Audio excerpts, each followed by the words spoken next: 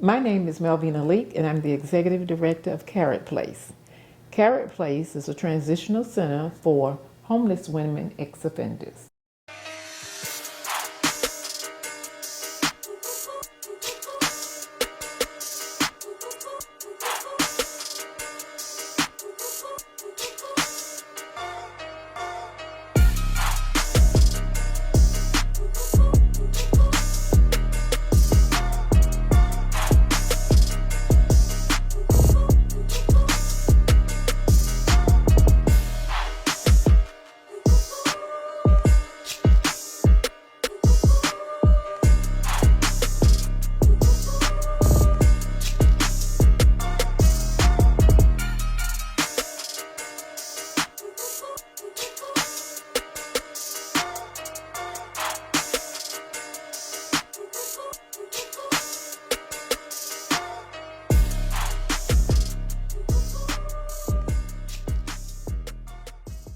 You are now tuned in to Dear Shamika, the podcast, where I am your host, Shamika Baxter. On this show, we challenge perspectives. Let's get right into it. When did you found Karat Place? December the 7th of 1999. It is now 22 years old.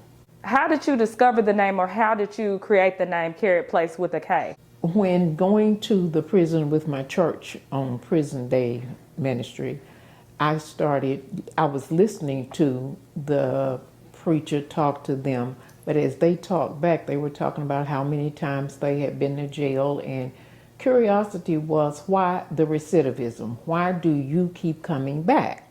So I decided to go without the church one day, and I spoke with the then Deputy Director J. Desiderio. She was excited about my wanting to do roundtable discussions with the ladies. So about the fourth time of the discussions, I had a lady who did not come to the table. So I asked her, have I offended you? What's going on? She said, no, I'm going home. And another one said, and you will be back. So I asked her, why did she say that? And she said, look at me.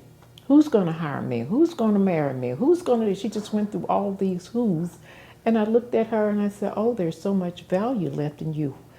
And as I said that, the age-old measure of value is gold. So I didn't intend to start a program. I just wanted to know about recidivism. Why do you keep coming back? The revolving door. But after she said that, I said Karat Place, not with the C, because C is the size of the gem, but K is the quality of the gold. So that's why I went with Karat Place. And then the summary of the mission statement is changing broken lives and broken families into something of beauty and value. So between you actually doing that visit and hearing this lady say, look at me, I will probably be back, and you discovering that you wanted to go forward with this venture, how long did it take before you actually went forward with it? I had been sick in 99, and that's when I was going with my church. So in between there, I was visiting the jail. I can't remember the dates, but it was December of 99 that I actually knew I was going to do it. I started probably October, it was October and November. I started finding out what I needed to do to start a transitional program. And that was communicating with the state on what I needed to do to start it. And the first thing was to find a place, which I did quickly. But I had somebody to come by and said to me, you can't ask for money, you can't fundraise. That's what it was. I said, why?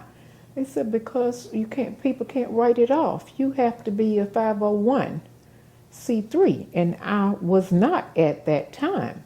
So I was chartered. So I thought I was ready. You're chartered, you're a prophet, and that was not so. So I said, what do I need to do? And they told me. And then I said, well, how long is that going to take? And they said, oh, about 18 months. I said, are you kidding? But when I did it and sent it back to the state, 6 months, I was there. And that's how I was chartered in December, got my 501 in January, or 6 months down, which made it about what, June. I was full-fledged, started writing my grants, and boom. Do you remember the first person you actually took into Karat Place?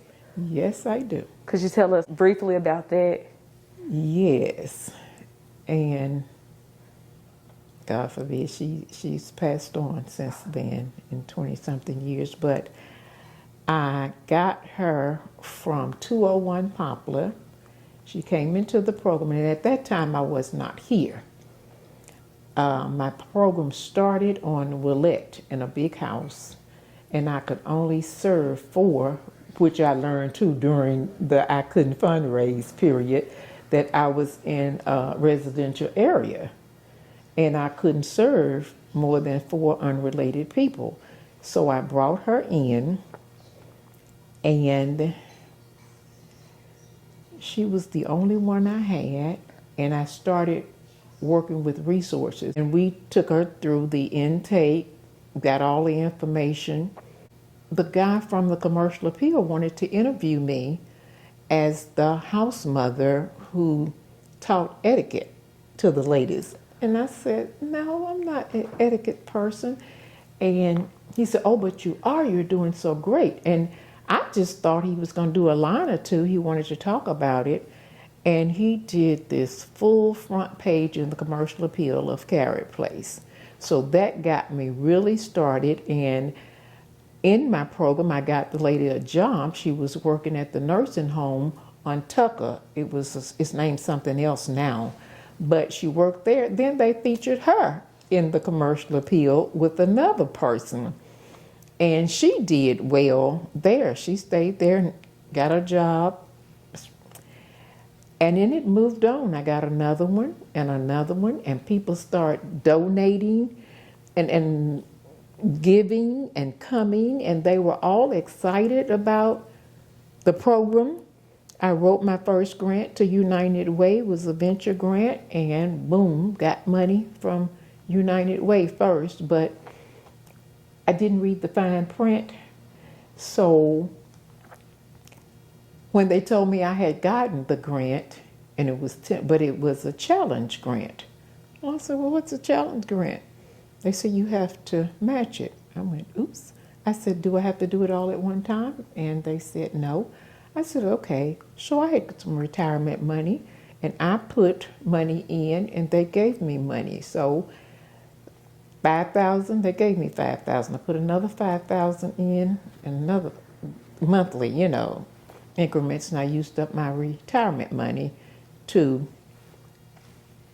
do the program, finance the program. So my first grant was a venture grant money challenge grant that I had to match, that had to be matched, and I matched it.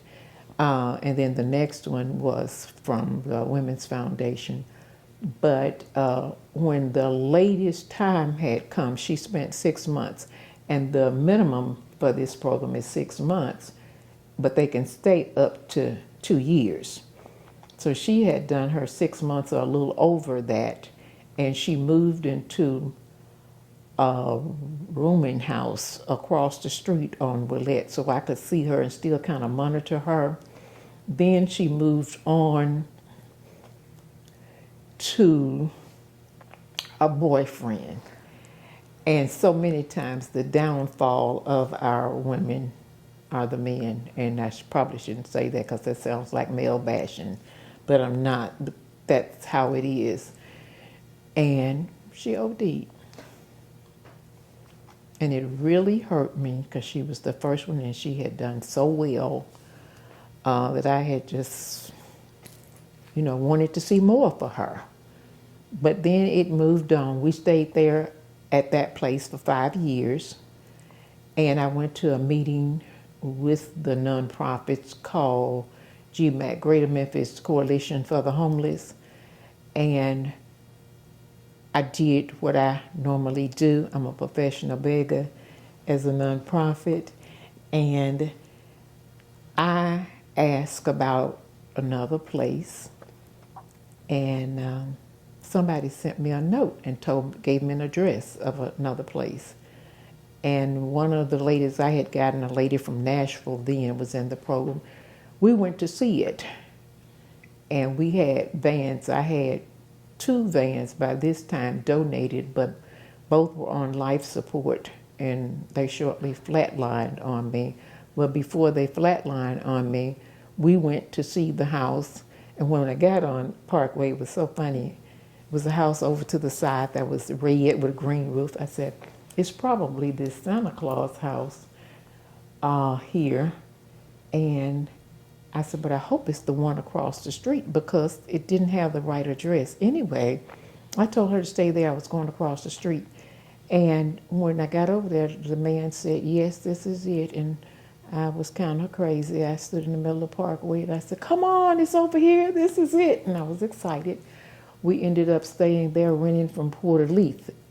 It was a vacant house, Porter Leith owned. We stayed there 5 years. And then this came up. Oh, got a brand new van while I was there from Tennessee Vans. I again asked about, I need transportation, reliable transportation, because all my transportation had flatline. Wrote Tennessee Vans. They delivered the van to my door from Knoxville. I qualified for that. It was a note, but you didn't have a late fee nor a due date. It was due sometime in that month. So, and it's still out there. You see it. I've had it all these years, but I got it brand new 2008. While I was there, Porter Leith wanted their building. So I had a duplex that personally I was renting out, and just so happened I had evicted one person and the other side left. So we went there. I served 4 there. It was 2 bedrooms. I put 2 bunk beds in a room and 1 for the resident manager. Stayed there for about a year. And then the board and I were having a meeting, and the resident manager put a magazine in front of me that showed this house. So we all got on the van and came, and one of the board members, in the picture it didn't look so hot. It looked like a frame house, a big frame house. When we got here, she started singing. She said, it's a brick house. Without that passion, it's really hard, because see, I get a stipend. I don't get paid doing this, and I've been doing it for 22 years, and I don't get paid for what I do. Their successes are my paydays. I love what I do, and Judge Dwight would tell you I'm his angel, and I tell him I love what I do. He said, if they act up, I'll get them. And I'm like, we're okay. But I love what I do. And you learn your purpose. I read The Purpose-Driven Life, and I realized I'm doing my purpose. Teaching school, which I did and retired from teaching school, that was part of the purpose, working with it, because growing up, I wanted to be a nurse. I thought the nurses in their white was just so this and that. But this is my purpose-driven life. And everything I did in the past was actually a stepping stone to this. Real estate, finding houses for people, renovating houses for people. I've done that. Teaching, nurturing. I'm the last of my family, but I took care of my mother, my dad, my sister, my brother, all passed. But I was that unlicensed nurse that I wanted to be growing up. And I'm nurturing here. I'm sharing here. I'm teaching life skills here. Other people come in a day or a week here. On Monday night after dinner, we have house meeting to nip things in the bud. Tuesday, they have empowerment. I built the empowerment center in the back with the grant. On Wednesday, we go to an off-site meeting, Freedom Road, AA meeting, CA meeting. On Friday night, we go to an all-women's meeting so they can open up and share as a woman, lady. Then on Saturday, they clean from 9 to 12. Then they can go with approved contact, which is a part of coming here. I have to meet approved people who may or may not be recovering It depends on the longevity of their sobriety. On Sunday, we go to church unless an approved person is going to pick them up. When that van rolls, they roll with me. Now, when another resident manager is here, they do what she does on Sunday. If she stays here all day, that's what they do, but I go to church. Monday starts the cycle again of what they do.